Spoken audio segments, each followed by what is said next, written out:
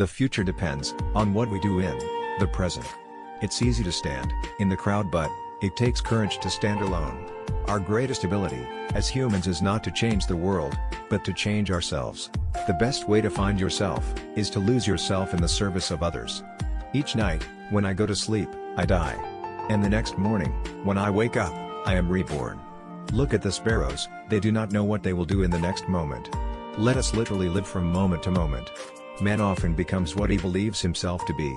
If I keep on saying to myself that I cannot do a certain thing, it is possible that I may end by really becoming incapable of doing it. On the contrary, if I have the belief that I can do it, I shall surely acquire the capacity to do it even if I may not have it at the beginning.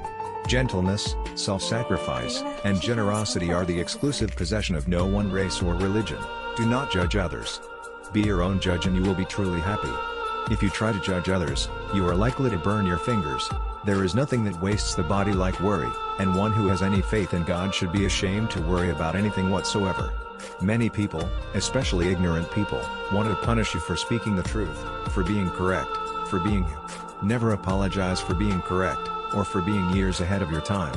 If you're right and you know it, speak your mind. Speak your mind. Even if you are a minority of one, the truth is still the truth.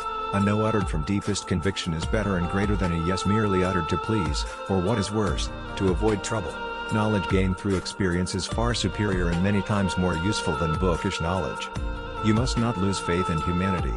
Humanity is an ocean. If a few drops of the ocean are dirty, the ocean does not become dirty. Even if the paradise of material satisfaction, which they envisage as their final goal, were realized on earth, it would not bring mankind either contentment or peace. The difference between what we do and what we are capable of doing would suffice to solve most of the world's problems.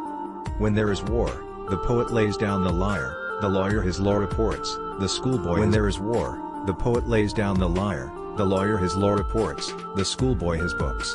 It is unwise to be too sure of one's own wisdom. It is healthy to be reminded that the strongest might weaken and the wisest might err.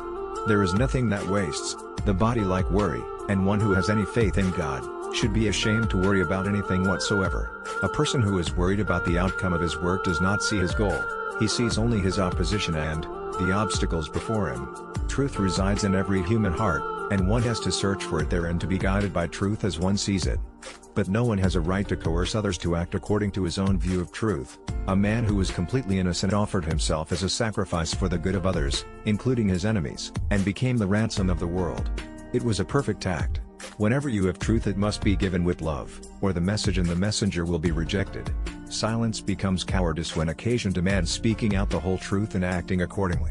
To give pleasure to a single heart by a single act is better than 1,000 heads bowing in prayer. I do believe that, where there is only a choice between cowardice and violence, I would advise violence. I would rather have India resort to arms in order to defend her honor than that she should, in a cowardly manner, become or remain a helpless witness to her own dishonor. But I believe that non-violence is infinitely superior to violence. Forgiveness is more manly than punishment. Silence becomes cowardice when occasion demands speaking out the whole truth and acting accordingly. When you are right, you have no need to be angry. When you are wrong, you have no right to be angry. Man becomes great exactly in the degree in which he works for the welfare of his fellow men. We may never be strong enough to be entirely non-violent in thought, word and deed.